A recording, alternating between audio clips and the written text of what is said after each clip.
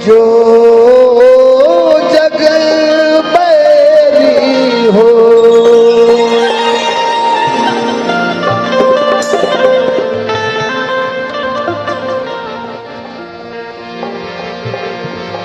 लिखल बा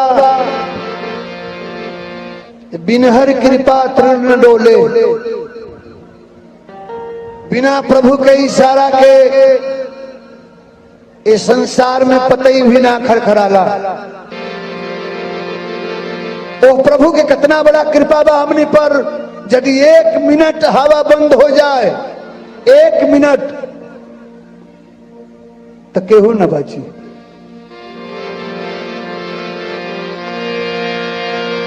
अरे केहू ना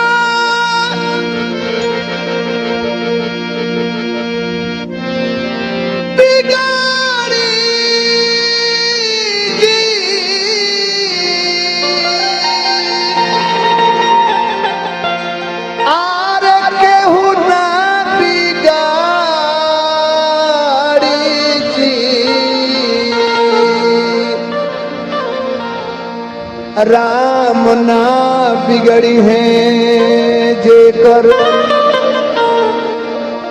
केहू ना बिगाड़ी दी। राम ना बिगड़ी है जेकर, केहू ना बिगाड़ी दी। राम ना बिगड़ी है।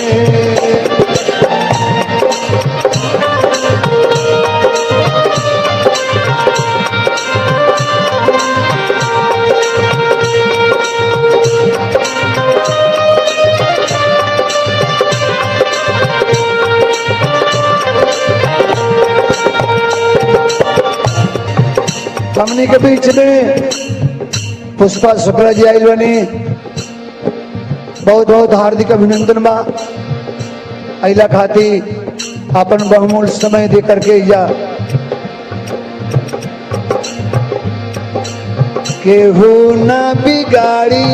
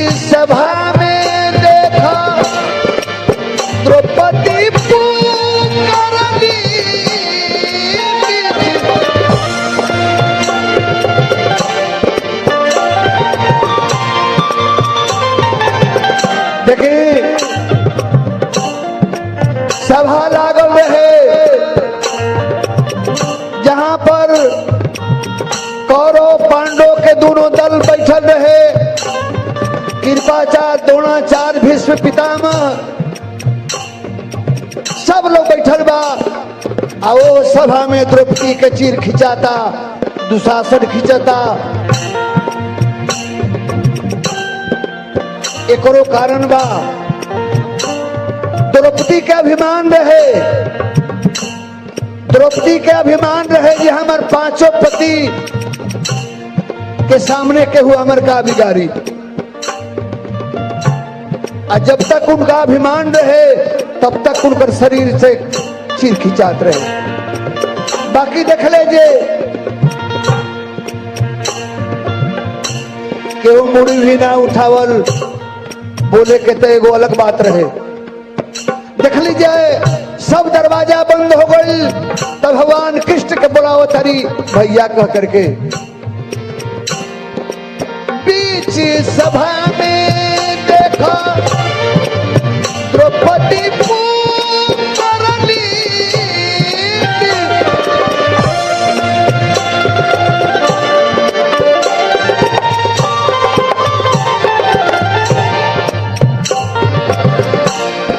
आरे द्रौपदी पुकारली,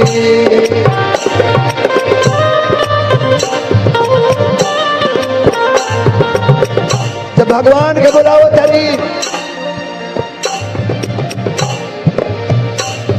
भैया हो,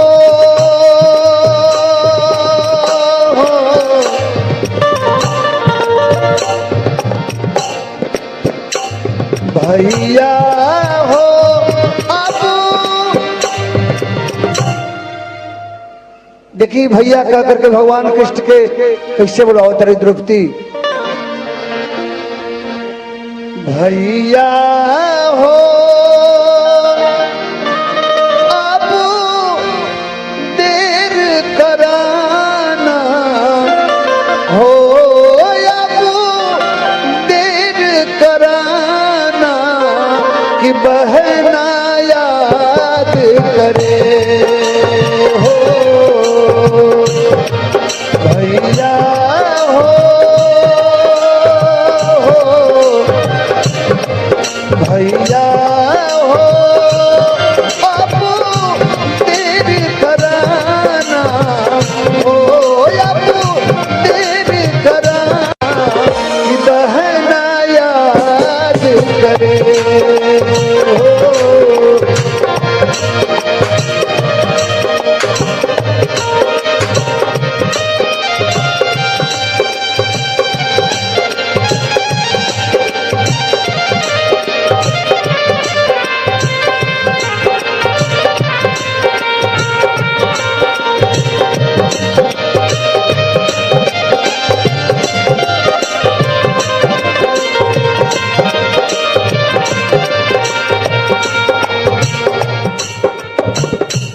तेरे रहते बहन बेचारी,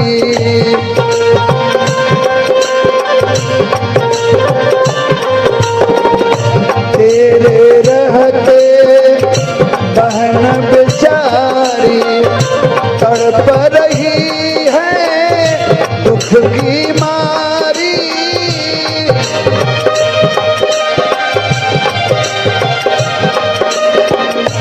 मेरी इज्जत लूट न जाए, तुझसे नाता टूट न जाए।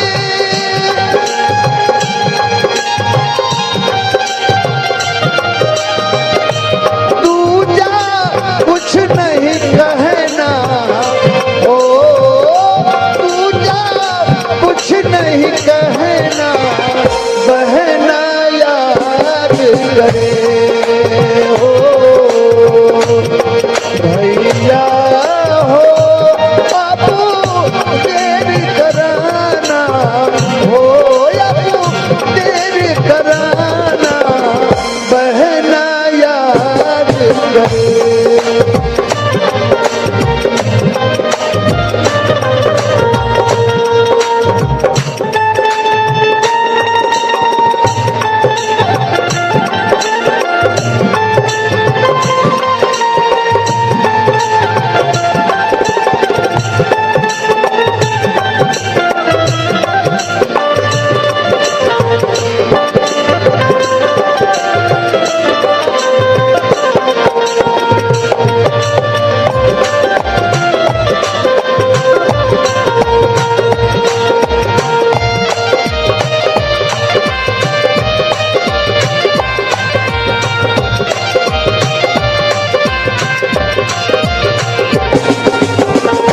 झोपड़ी से बानी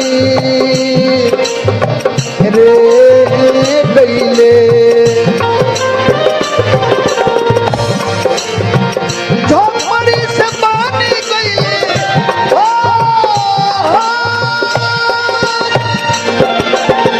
झोपड़ी से बानी गईले महाराजा टारी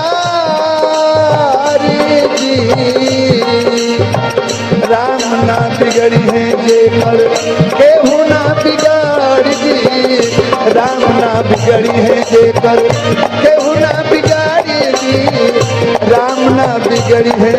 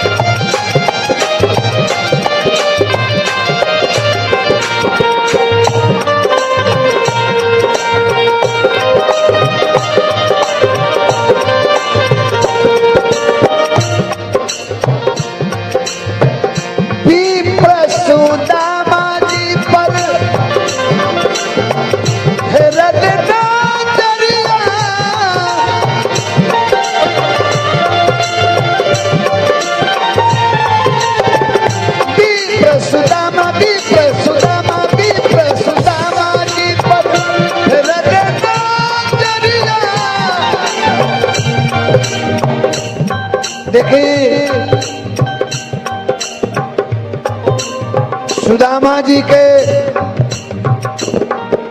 इचकी से गलती रहे, ओहो बालापन में